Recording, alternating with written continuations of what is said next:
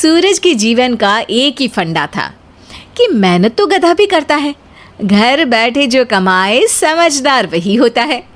इसीलिए उसने कभी नौकरी ही नहीं ढूंढी।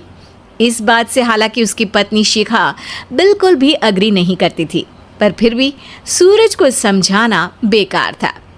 टीवी में कैसे बनोगे करोड़पति का ऐड देखकर उसे लगा कि बस अब तो घर बैठे ही वो करोड़पति बन सकता है, और उसके पीछे उसने अपने सारे सोर्सेस एक्टिव कर दिए।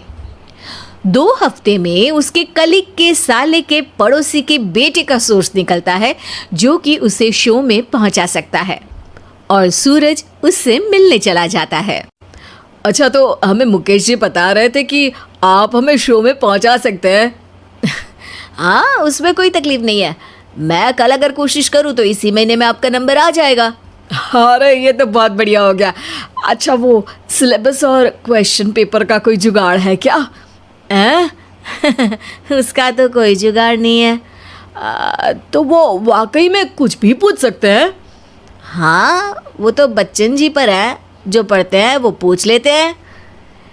पहली कोशिश फेल होने पर अब सूरज के सामने एक बहुत बड़ा सवाल था कि आखिर जवाब कहाँ से लाए।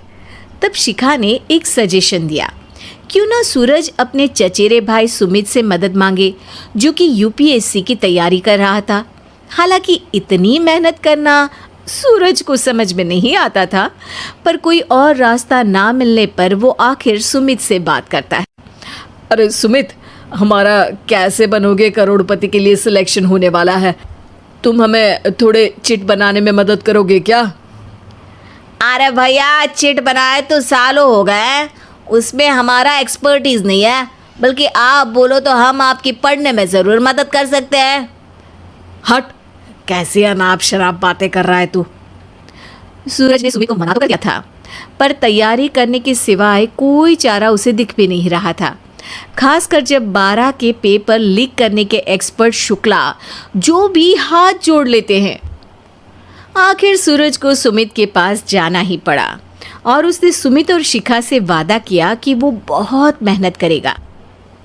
1 महीने की तैयारी के बाद फाइनल हुआ कि शो से 1 हफ्ते पहले एक ट्रायल खेला जाएगा, जहां पर सारे रिश्तेदार ऑडियंस की जगह पर होंगे और शिखा सवाल पूछेगी। दूर दराज से भी रिश्तेदार आकर हाजिर हो गए देखने कि आखिर कैसे बनेगा सुमित करोड़पति।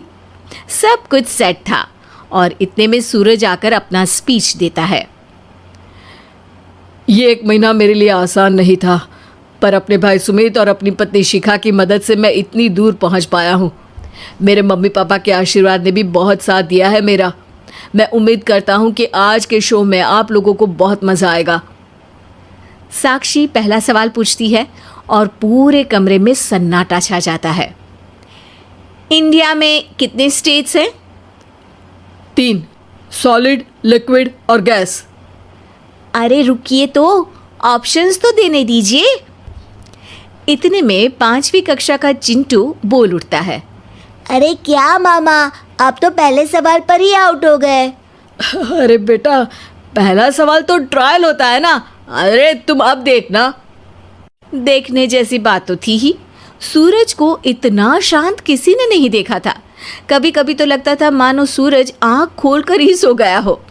मामा जल्दी करो प्लीज, कल सुबह पनवेल भी तो निकलना है। अरे हट, कंसंट्रेट करने दे मुझे। 3 सवाल में 3 लाइफलाइन खत्म हो चुकी थी, और अब चौथे सवाल पर भी सूरज का मौन नहीं टूटा। पर सूरज अभी भी हार मानने को तैयार नहीं था। उधर हर कोई सूरज को छोड़ सुमित को देख रहे थे। आखिर सुमित ने ही तो पढ़ाया था सूरज को। गजब बेइज्जती है यार। अरे बेटा, तो बाप का, दादा का, भाई का, सबका नाम बुड़वाएगा। अरे 3 लाइफलाइन ले ली तो भी तेरा कुछ नहीं होना है। अरे कोई इतनी बात करता है क्या शो पर? अरे बेटा, शो पर तेरे जैसे भी तो नहीं आते ना। सूरज की ये जंग आखिर 1 घंटे बाद 5वें सवाल पर खत्म हो गई, जब उसने इंडिया के नेशनल बर्ड का नाम कहा, कौवा। अरे बेटा, मज़ा तो बहुत आया, बस थोड़ा टाइम पर ख़त्म होता तो आनंद भी आ जाता। ताने बारिश के बूंदों की तरह बरस रहे थे और सूरज को भी समझ आ रहा था कि ये करोड़पति बनना शायद उसके बस के बाहर की बात है। पर वो आखिर ये बात मान कैसे लेता? वो सख्त लौंडा जो ठहरा, उसने सोचा कि बेइज्जती तो हो ही चुकी है, पर अगर मैं हार नहीं मानूं तो शायद कुछ हो सकता है। शिखा, तुम देखना, असली शो में आग लगा दूंगा, आग, करोड़पति बनूंगा मैं। हाँ, सब्जियां खत्म हो गई है घर पे, ले आओ। पहले पति बन जाओ, फिर करोड़पति बनना। अरे गजब बेइज्जती है यार। बेटा, अभी तो घर पर ही हुई है, 1 हफ्ते में तो तुम देश के सामने करवा कर आओगे। वैसे जब टीवी पर जाओ ना तो बस अपने मम्मी का ही नाम लेना, ठीक है? कोई पूछे तो बोलना कि पापा नहीं है मेरे। अरे पढ़ाई की, पेपर निकलवाए, इतने सारे लोगों को खाना खिलवाया, क्या फ़र्क पड़ा? इसीलिए मैं कहता हूँ कि मेहनत तो गधा भी करता है, घर बैठे जो कमाए वही सिकंदर। लेकिन मामा, गधे भी जानते हैं कि हमारा राष्ट्रीय पक्षी मोर है।